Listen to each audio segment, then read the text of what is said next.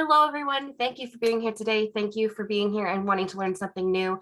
I thought we'd do something a little different. And today we're going to be talking about Global Dignity Day, teaching dignity to children. And this is by myself, Ruth Del Pino, and I'll introduce myself in the next slide. Here we go.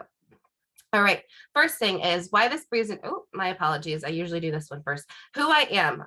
Hello, my name is Ruth Del Pino, in case anybody doesn't know. I am a prevention educator at the Mercer Council on Alcoholism and Drug Addiction. I am the Drug Free Communities Program Coordinator, formerly the Mercer County Grant Program Coordinator. I have a Bachelor of Arts in Global Studies, Political Science, and American Studies. I'm certified in teaching English as a foreign language, life skills training, and leadership. So that should give you some of the background. Also, I always want to make sure that when we are doing this presentation, we have a baseline understanding of what we want to talk about, what we mean, and where this is coming from, because some people may see claims in here, they may not agree with everything I present, and that is perfectly acceptable. I think that the best part of this is that having a discourse is always part of any conversation, of always part of learning and resource sharing. So when we're looking at this, I just want us to know the baseline. So first thing, this is not to scare you. This is to inform you. Also, this is not a parenting class. You are the best parent for your child. You know them the best. You've probably known them longer than they've known themselves. And also just to reiterate that this is not just for people who have children. This is for anyone that interacts with youth on a daily basis or semi-regular basis, because what we want and what we encourage is for any youth to be as provided for as possible to prevent anything that may happen, because the best way to integrate and to intervene in mental health disorders and substance use disorders would be through prevention. So we want to make sure that we prevent as much as possible. My apologies. I should probably turn off my ringer. All right. So also another thing, that my perspective is shaped by my approach and my learning experiences. So understand that anything that I know and anything that I learn is through a prevention education lens. And there are many different lenses to look at information through. So anything that I've learned through trainings, through any sort of educational, seminars, things like that, that is what I take, I put into my presentations and then go from there. Also understand that this is evidence informed and some evidence-based. Evidence informed meaning I look at all the studies, I look at all the research, I look at anything that could be applicable to the subject matter at hand. And then I also put in some evidence-based resources. So evidence-based meaning anything from our evidence-based programs at Mercer Council, which could be life skills, protecting you, protecting me, too good for drugs, footprints, and things of that like. So we'll just sort of get into this. And if you have any questions, you can obviously put it in the chat box. And if you're looking at this on the YouTube channel, I will have the resources listed in the description so that while I'm going through these, you can freely go through any of the resources that I'm reviewing in this presentation. So first thing I have here is Global Dignity Day. A lot of people didn't know, but yesterday was actually Global Dignity Day, and it's the third Wednesday in October every year. And what I find fascinating about this is that it wasn't something that I had learned until recently, that Global Dignity Day is a thing in the first place. And I just want to read here the mission of it. And it is celebrated to make everyone realize that each citizen living in this world has their rights and deserves respect. Dignity means the state or quality of being of honor and respect or human rights. And this sentiment led to the first Global Dignity Day in 2008. So the first Global Dignity Day was observed on October 20th, 2008. And also this initiative is meant to educate, inspire youth to help them better understand their self-worth. So when we're looking through this, we're going to sort of look at the really baseline identifiers of what youth do and how they interact with those baseline needs for us to sort of see how we can teach them differently or how we can enrich that experience and that sentiment of dignity in general.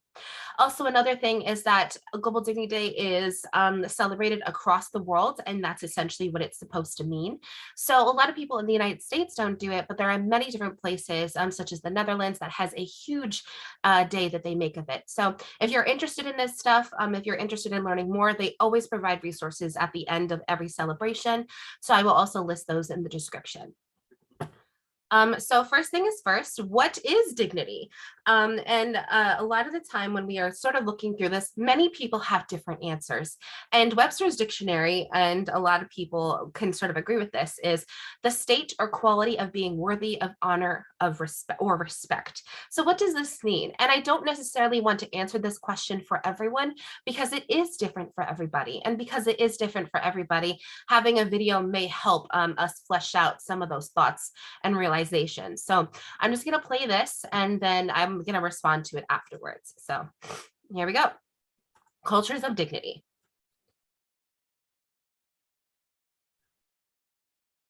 We all want a world where everyone is treated with respect, but sometimes it seems in pretty short supply. And the notion of giving respect is often a flashpoint between young people and adults. We've probably all experienced moments of frustration when we feel we deserve respect and have not been given it, or been told to show respect to someone we don't actually respect because of how they behave. Could our interpretation of respect be the problem? Respect comes from the Latin respectus, which means looking back at with admiration.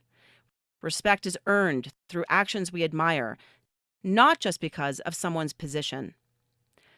Young people are often forced to show respect to people they feel haven't earned it, specifically because they treat people badly, while adults feel it should be given no matter what. How do we bridge this gap? The answer is dignity, from the Latin dignitas, meaning to be worthy.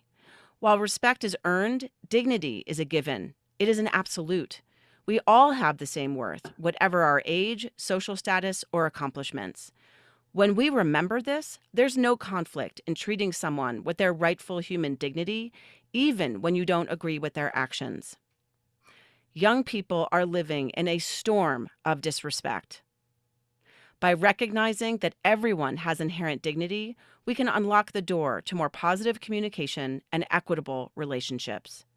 Dignity gives us calm in the storm of disrespect.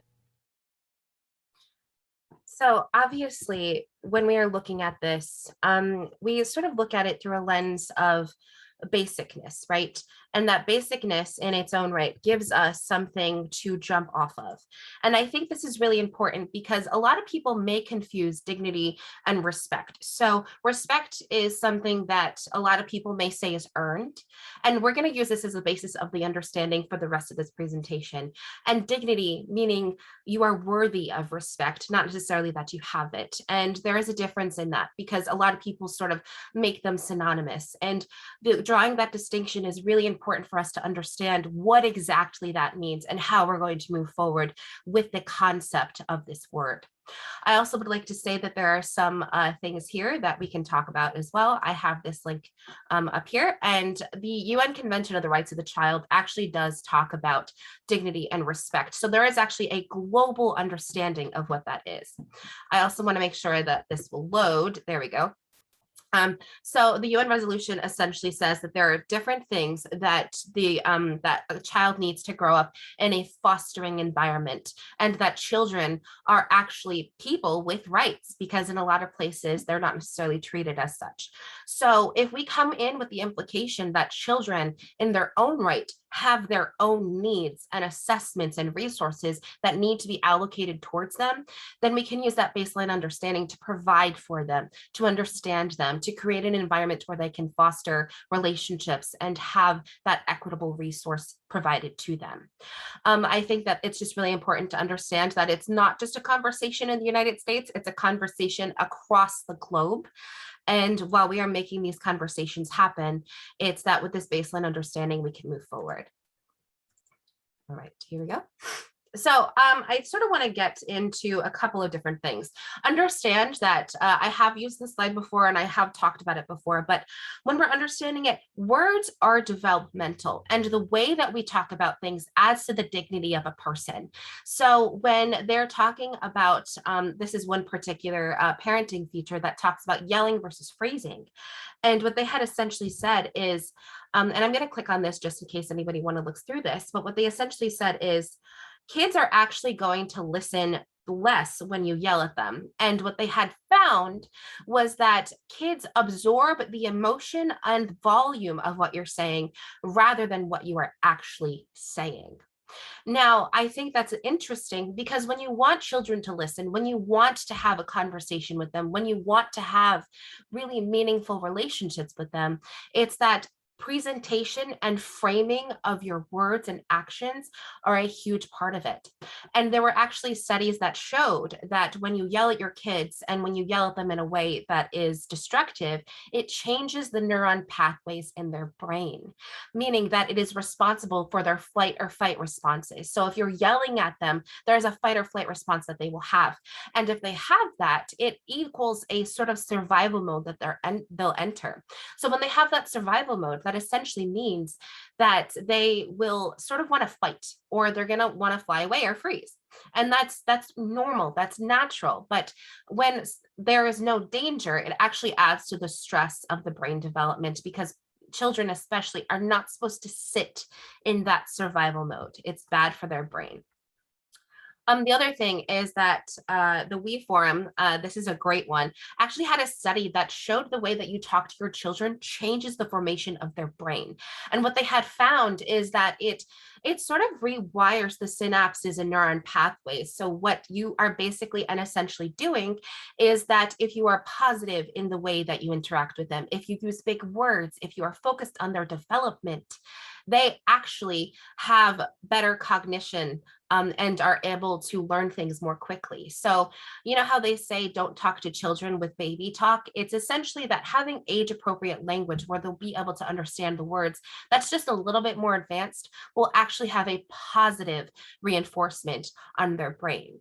And I just think that's interesting because it adds to the way that we are giving them that respect. So if we talk to them a certain way or giving them that dignity, if we talk to them a certain way, if we give certain words that they can learn from, then those are the words that are going to be in their toolkit, in their vocabulary, where they can then reflect on other parts of society and other parts of people that they interact with.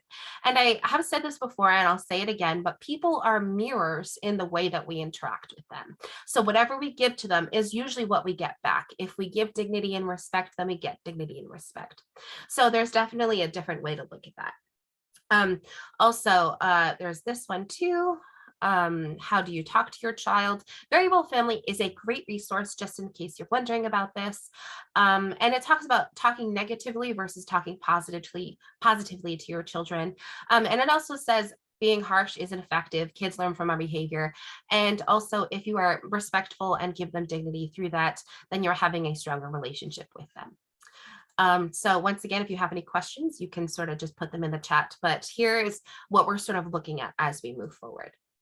Also, I know I'm jumping around a little bit, but these are the baselines that we sort of have to talk about, right? So healthcare is something that a lot of people may not think has dignity in it. And there's so much conversation around dignity in healthcare. And the reason being, because it is the idea that when people are at their most vulnerable, people who are providing for them need to give others that dignity because they are vulnerable. They enter a place where they may not have to or may not have the strength to demand that dignity. So essentially what we're going to be doing here is that I'm going to be showing the video, and then we're going to be talking about a study that I had found that reiterates a lot of what this person was talking about. This person, I cannot pronounce his last name, so my apologies, but he does talk about how he went to different parts of the world, and I believe he specifically refers to parts of Africa, Ghana, in particular, and Namibia, if I'm not mistaken. And he talks about how he was able to not necessarily provide healthcare that was advanced or technologically futuristic. It was that he provided hope and give dignity to these patients so that they were actually able to recover, because he basically is saying that with dignity, people are able to move forward even when there's nothing else left. So I think that there was an interesting concept there. And I think that when we are looking at this, we can use this lesson in many other parts of our lives. So give me a second. Frederick had been struggling with a mysterious disease for years and didn't seem to be able to get help from any of the clinics that he went to. When we found him, he had basically given up hope and is at home waiting to die.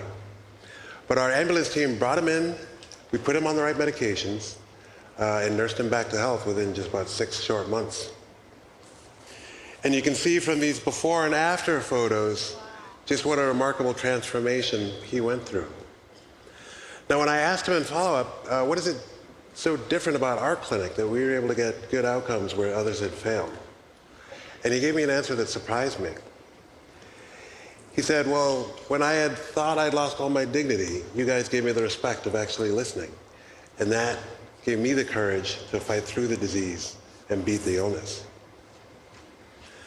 Now, I just want to take a moment and pause and ask if anyone in the audience here has ever been to the doctor and felt like they just weren't being heard.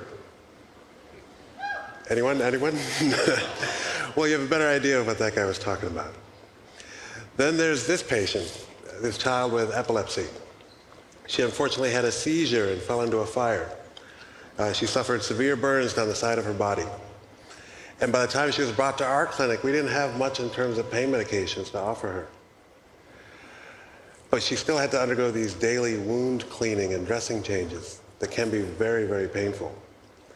And the only way that I can explain she was able to tolerate that level of pain was that we treated her with all the kindness that we could muster. Patients like these taught me something that I hadn't heard in medical school. Of course, I had learned about bedside manner and the humanistic approaches of medicine. But it wasn't until I started taking care of patients like these that I learned that there's something fundamentally important about the validation of the human spirit. And it was a theme that we kept seeing over and over again amongst our patients.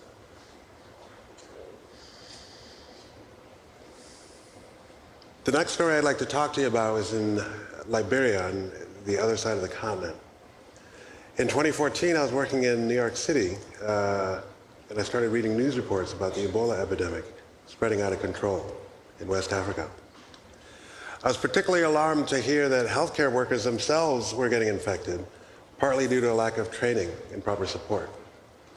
So I decided to get myself involved in what ended up being a 13-month deployment in Liberia. Once I got there, I was privileged to meet and work alongside colleagues like Sam. Sam had been a university student and gospel singer when Ebola hit his home. So he lost a number of family members and classmates to that frightening disease. But he found the courage to sign up anyway as one of the first Ebola responders from his community. And then one night over dinner, he's telling me the story about the first time he entered into the Ebola isolation ward. He said he was so overcome by fear, he actually completely voided his bladder and his protective suit. But he said he found the courage to go in anyway because he wanted to learn how to take care of these patients. In case anyone else in his family got sick, he could take better care of them. So under that type of fear and stress, Sam was able to find courage by remembering the golden rule. And he was an inspiration to our entire team, and he got his photo featured in the New York Times in honor of his service. So we set out to design and implement a training program that would better support and prepare people like Sam to safely and effectively work around Ebola. For example, if an ambulance team were to go into a village because they got a phone call that there might be a potential case of Ebola nearby, how they enter into that village says a lot about whether or not they're going to be successful in retrieving that patient. If, for example, they act on a basis of fear and roll in fully dressed in spacesuits and spraying funny chemicals, it's a lot less likely they're going to be able to convince anybody to come out of their homes and enter isolation for testing. Okay, so that did stop a little short, but what I do want to say about this is that he makes a lot of good points. And the best point that he tries to make is that the delivery of the way that people interact with others and the way that they are gentle in their approach and consideration of the culture and the intimidation of what it means when it comes to something like this is the holistic consideration of a person and patient. And what the takeaway essentially is that there are so many different ways that you can give dignity to someone, that you can restore their dignity and your own. And it's not that we aren't necessarily lack of fear. It's not the fearlessness that people have. It's what they do even when they are scared. It's what they do even when they don't know. It's what they do even when there are situations that aren't necessarily conducive to a fostering environment, such as an Ebola epidemic, such as, something that is really harmful to another person. So I think that that is the best part of this. And I do want to talk about the study very quickly that I had talked about here. And I do want to say that it was 256 patients across 4 different countries, and the mean age was 15 to 91. So there was definitely a big margin there. And the average age was 42 years. So the results showed, and this is something to note, that 54% of the patients were female. And I'm going to be throwing some numbers at you, so just bear with me. 30.5% were illiterate, and 63% lived in a city. Number of hospitalized days varied from 1 to 100 days. And the average day that a lot of these patients had spent was about 9 days. The results showed that when they are looking, it was sort of saying, are patients aware of their rights? And if certain people are aware of their rights, that means they know what they are worthy of. That means they know what the dignity that they should have in a certain situation should be. Now, the study aimed to evaluate patients' dignity and had been about its relationship and the contextual variables here. So this study showed that only 23.8% of patients were aware of patients' rights. Patients' awareness about their right is different in other countries according to healthcare facilities and financial resources. So 25.5% of people in Turkey and 25.5% of patients in Saudi Arabia were aware of their patients' rights. That means 75% were not. These findings are also consistent with development versus underdeveloped. So, but in other developed countries, such as Malaysia, more than 90% of patients were aware of their rights. So dignity represents the fundamental basis for nursing care, and nurses are professionally responsible for preservation, provision, and promotion of every patient's dignity.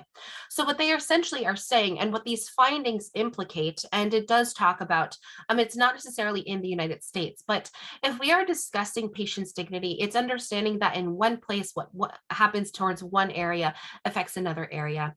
And what we are sort of wanting to discuss and what the takeaway should be is that if people are aware of what they stand for, if people are aware of their rights, if people are aware of their financial status, what they can say yes to, what they can say no to, these are the things that are important in healthcare.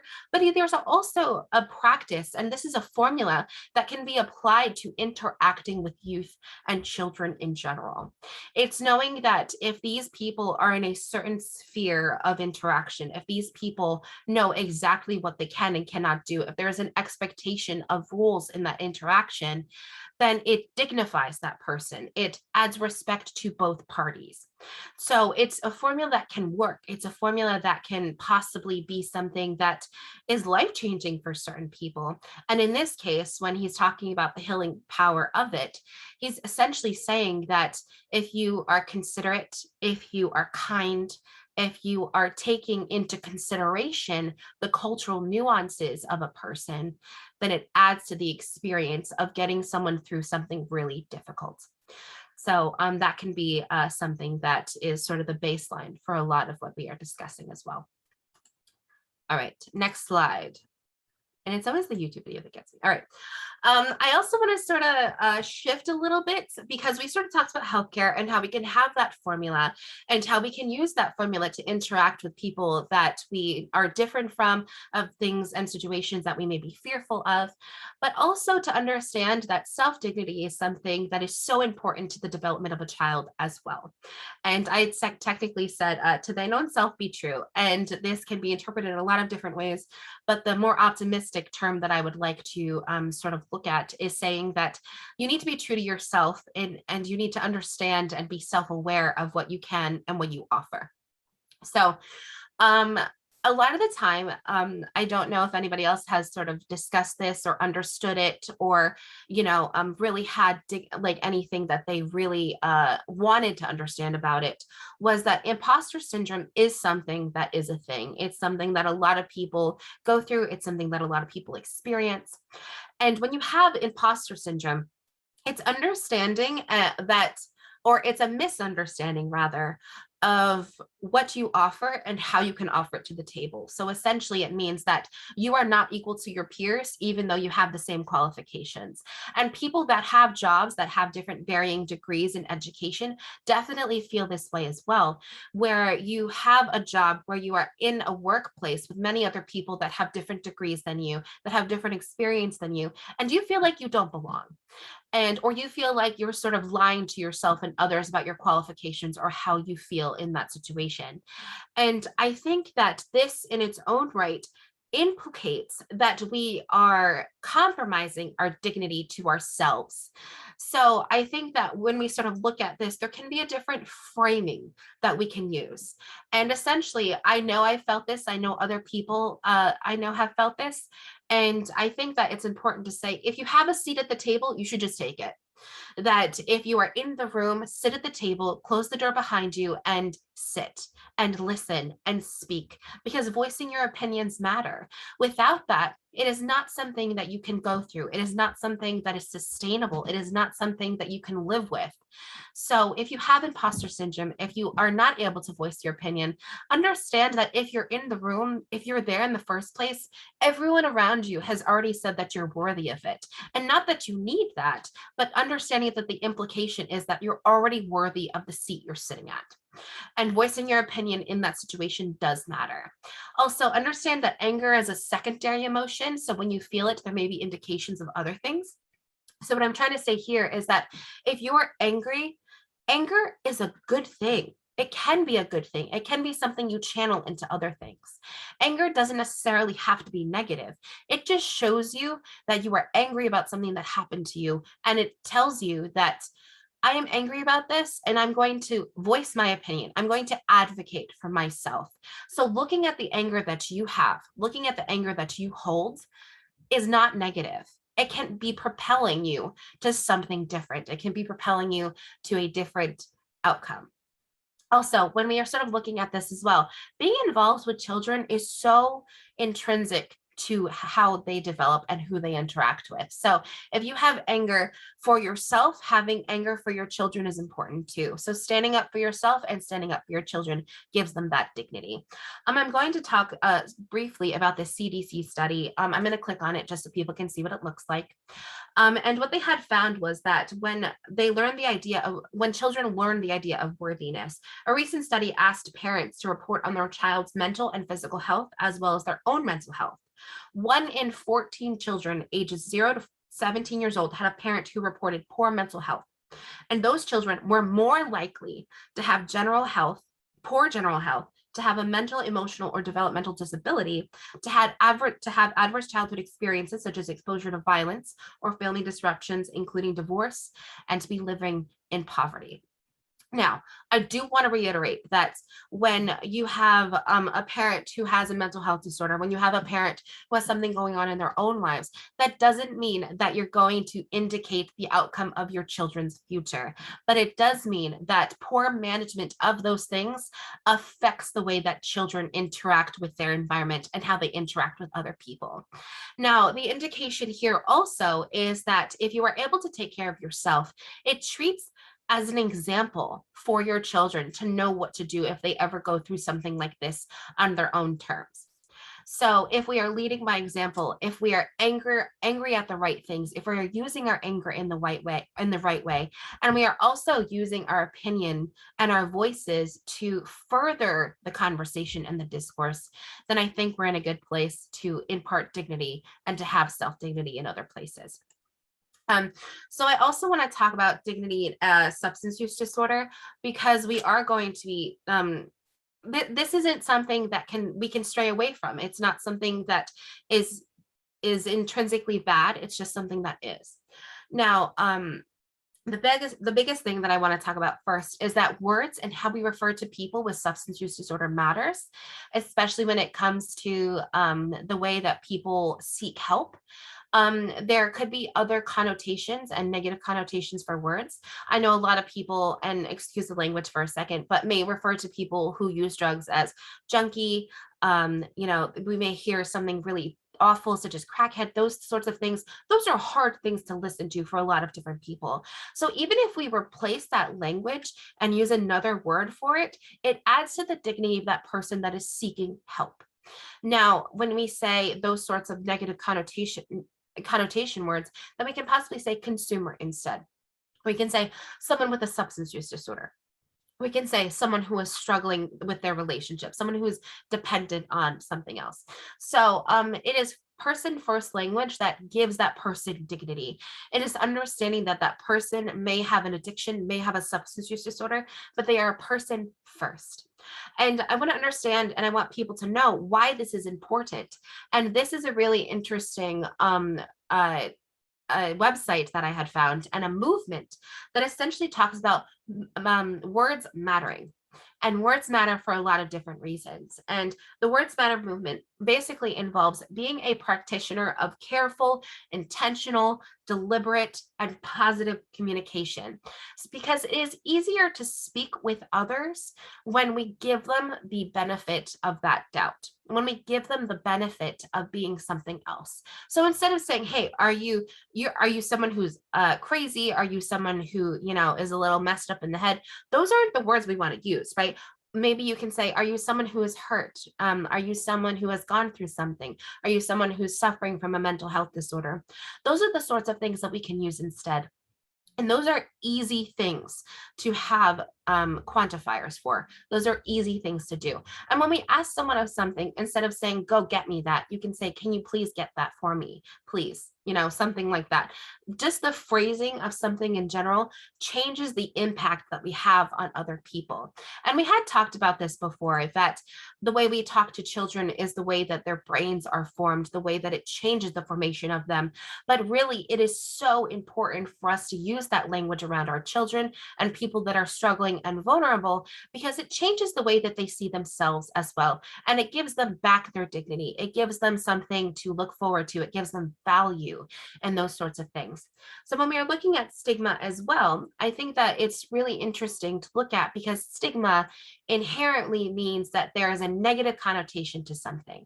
And also understand that there are levels of stigma in different populations, such as I know for myself, I'm in the Hispanic community. So that in the Hispanic community, it can be very difficult for people to admit that they have a problem. It can be difficult for people to admit that they need to get help, because we are very family centric. We are saving face kind of people, where we want everyone to think that we're good, that we're happy, that we're okay. And a lot of different populations in the United States feel this way, such as the Asian American Pacific Islander population as well, that I had done a presentation on previously. So you can refer to that when we are going through it. So understand also that it's not just stigma on an American level, it's stigma on a subculture level as well. It's stigma on a culture of people. It's stigma on a group of people, a group of situations that people may be a part of. These are all the sorts of things that we're looking through. Now, there was a study by Johns Hopkins that I want to refer to very quickly. And it talks about dignity and substance use disorder and the way that people actually look at themselves in this, and how the United States has sort of been faltering in the way that we give dignity to people with substance use disorder and a dependency on drugs. So it was estimated that 65% of the American prison population has an active substance use disorder, while an additional 20% have been incarcerated for a crime involving drugs, including drug use. Now, what does this finding mean? It says that the disproportionate representation of people with substance use problems in the criminal system may be an indication that the laws have been designed with implicit intention of targeting such people. As a society, we have preferred a punitive approach to deal with persons with substance use problems instead of responding from a more humanistic perspective. Also, another study had found that 3 in 10 people believe that recovery from addiction and mental illness is possible, and 43% said that substance use disorder sufferers shouldn't share the same medical benefits as other Americans. Now, under the Americans with Disabilities Act, people with substance use disorder are able to be included in that process, depending on the situation. But what this does find is that sometimes in culture in general, we look at punitiveness because we look at the person as an individual, not as a person as a part of a collective, not as a person as a part of a system that may be against them. We're not looking as it as a lens that is more out. We're looking at a lens that is very individualistic. And in some cases, that is true. With some cases, people make decisions based on that and that alone. But in a lot of cases, there are things that equal different parts of a person and their significant experiences that add to how they interact with their environment. And understanding that dignity comes first, that everyone is worthy of getting help, that everyone is worthy of certain parts of society, of public benefits. This is a part that we also need to discuss. And we're going to sort of bleed into this, which is talking about dignity in the classroom, where there may be different areas that we're looking at here, where we may have different means of learning. So social emotional learning, ACEs, adverse childhood experiences, student-centered learning, trauma-informed learning. Now, what do these all have in common? And I think that what they all have in common is just focusing on the respect and worthiness of a child, even if there have been things that have happened to them. Now, it comes with the holistic approach that that person entering a classroom, that person entering an educational environment comes with other parts, that this is one part of the many parts of their life. And I think that the most important reality here is understanding that when that one person enters a classroom, that is one part of one, however many parts of their day that they have to interact with people. And when they come with that baggage, when they come with that experience, it can be something that can make or break them based on how we respond. Now, there is a blog here called ichoosedignity.com, and she specifically talks about how she talks about dignity in the classroom. And this was something that I found really interesting, that she was actually looking at a social emotional learning construct.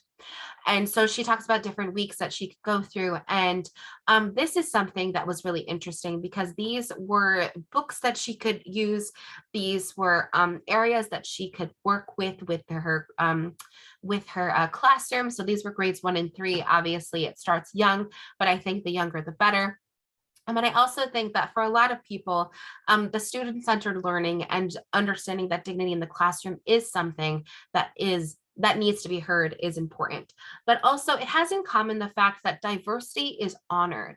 The experience of many different people is honored. It's giving honor to those people's experiences so that they can move forward interacting with that difference. And that doesn't mean that you're going to buy into everything in someone else's experience. It's understanding that there are different parts of a person that make who they are. Now, also, I just want to talk about this quickly. I know I talk about it a lot, but I really think it's so important that adverse childhood experiences are one part of a person's identity, and that if we acknowledge those parts, it gives that person dignity to understand the resources that they have. Now, adverse childhood experiences, of those of you that don't know, are any experience that changes the formation of the brain of a child and has a negative impact on that child now and later on in life. So this includes messy divorces. This includes some sort of abuse as a child. This includes generational trauma. So many different parts of history that play a part into adverse childhood experiences. So when we are looking at it through that lens, it's understanding that it's not just the person, it's the individual as part of the systems they are a part of. So there's that. So I'm going to basically talk about this for a second. Now, how can we help? And I think that a lot of people may look at this and not necessarily understand what that means and how we can help. Because when we look at something like this, it seems so daunting. It's such a philosophical concept that it's so hard for us to grasp at the things that make us dignified, right? But I think the first thing is that when we build inner wealth in children, that is the first step, that we tell them you are worthy. You have these qualities. You are able to do these things. There are so many different ways that we can build worth in someone so that they can have that self-dignity to advocate for themselves. Also, build inner wealth in oneself, meaning that if you are able to practice what you preach, then that's an important aspect that children look to. Teach children about difference and diversity as well.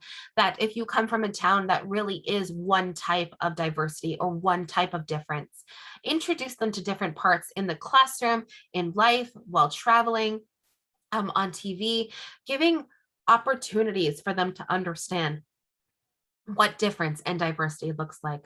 Also, make space for learning, meaning that it doesn't have to just be in a classroom. It can be when you're watching something on TV that you sort of sit them down and answer their questions based on whatever it is they're looking at.